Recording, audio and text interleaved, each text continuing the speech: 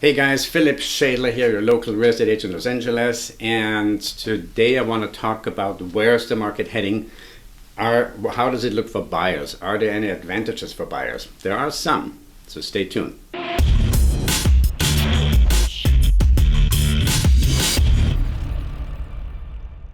So here are the benefits for buyers. There are very few, but there are some. Number one, there is no bidding wars. So this is very important because the bidding wars basically have slowed down or disappeared basically. There is more selection for buyers right now because a lot of buyers have pulled back because of the high interest rate. We just had another interest rate hike a few days ago. There's another one planned for next year, I think. I hope that will be the peak, I'm hoping. But the affordability seems to have dropped at 5.5. So at 5.1, the mortgage rate reached 5.5.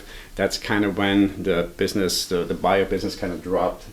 Buyers dropped out because simply their DTI, their debt to income ratio, wasn't supporting the loan anymore. So basically, a lot of people got phone calls from their bank saying, "I'm sorry, your loan was approved for this rate, but with 7.25, it's just not going to work," and so they had to pull back. Also, what buyers have right now is more negotiation power. Why? Because DOMs are higher, days on market are higher. So right now, to sell a property can take easily 60, 90 days. Where during COVID, we all know that it was like a few days and it was gone, or sometimes hours. So the LA price reductions here in LA, I would say, is between 1% and 5%. It's not huge, but there is price reduction. There's bigger price reduction going on. We'll talk about it a little bit later. Because people ask me for foreclosures, there is bigger price reductions going on in Phoenix, for example, or Boise, Idaho, or Vegas, where people were fleeing to during the COVID era and basically pay top dollar, and that demand is gone. So if people are underwater with their mortgage, that may be a little bit of a reason for foreclosures, but I don't see too many of those. Now here's the thing: Fannie Mae. Federal National Mortgage Association predicted, and you can Google that, predicted that in the year 2023, next year, the mortgage rates will drop to 4.5%.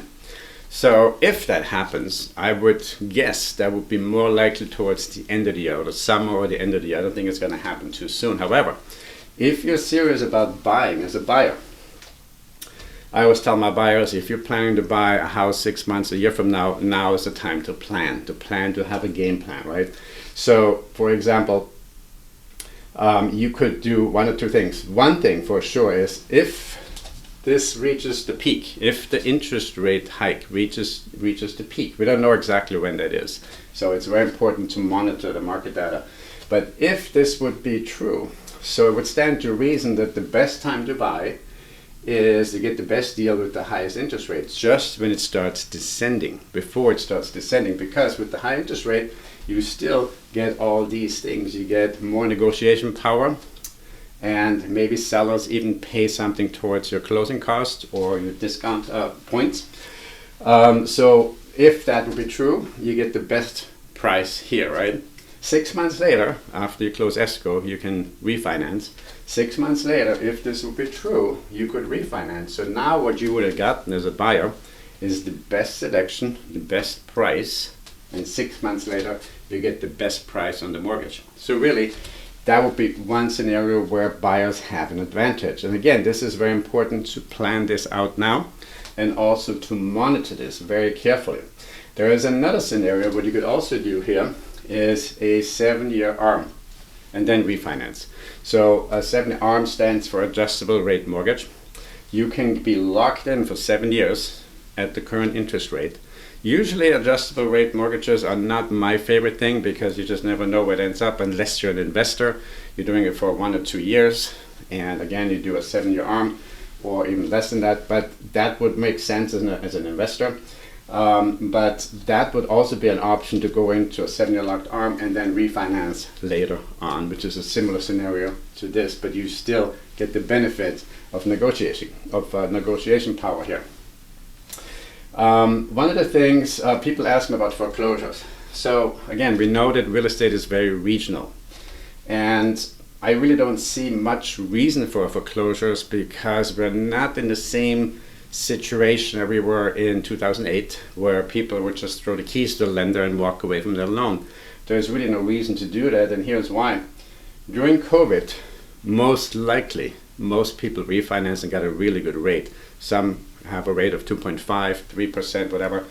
So they have a really good rate, and they also have high equity because the equity shot up so much during COVID. So there's really no reason, if somebody is underwater with their mortgage, there's no reason to throw the keys at the lender. So what they would do, either they would sell if they have to, or they just write it out, because sellers are not really flooding the market. We are currently, the current inventory is at 574,973 houses. Okay, this is homes, single family homes. This is not condominiums and townhouses.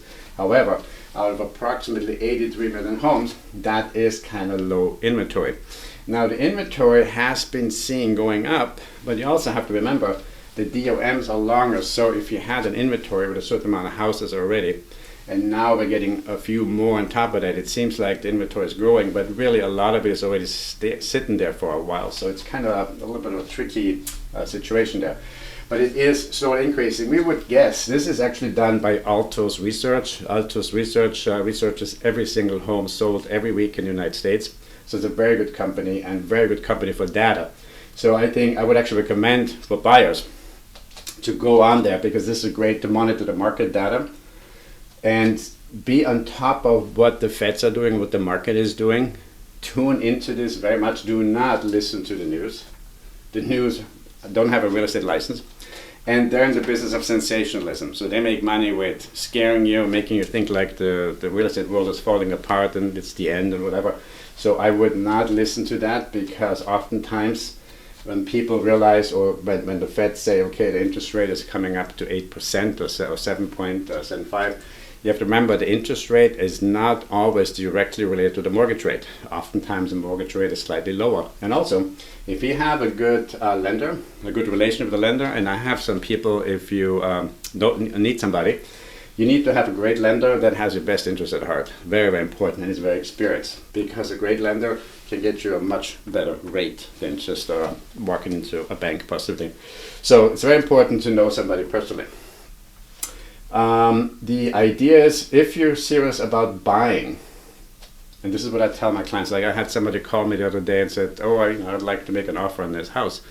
And I barely talked to this person before, and I said, this is not quite how it works. I mean, first of all, I would have to see your financials, and meaning either a pre-approval letter from a lender that's less than 30 days old, or if it's cash, it would have to be a proof of financials. And this person just sent me a bank statement copy with the balance, but I really need something where it identifies the name and where the bank is easily identifiable. But anyway, so this is important to have this in place, and then you have to understand, when you make an offer, you're actually writing a contract, and you're supposed to submit a 1 to 3% good faith deposit. So this is all stuff that people sometimes may not be realizing when they buy or want to purchase a home. So this is really important to be well informed. So here's the thing. If you're serious about it, and this scenario could work out possibly in a benefit for the buyer, even though right now it doesn't look like it's a good time to buy. And honestly, if you're a buyer with a conventional loan, I would probably hold back. I'm not going to tell you buy. If you're a cash buyer, however, I think, and for long term, I think it's a good time to buy, because you still can negotiate a good price, because properties sit on the market longer. And with cash deal, it eliminates all of this stuff here, so you don't have to worry about any of that. So that's a big benefit if you can. And right now, about 25% of all transactions are cash transactions. So there are some cash transactions out there. So anyway, so get your FICO score up. This is huge. Okay, so if you're planning to buy in 6 months to a year from now, clean up your FICO score, because a higher FICO score will definitely give you a cheaper, better discounted interest rate, mortgage rate for your loan. And again, with a great lender, do not listen to the news, be ready to pull the trigger. So you want to have everything in place. The POF, you want to have everything in place to pull the trigger when necessary.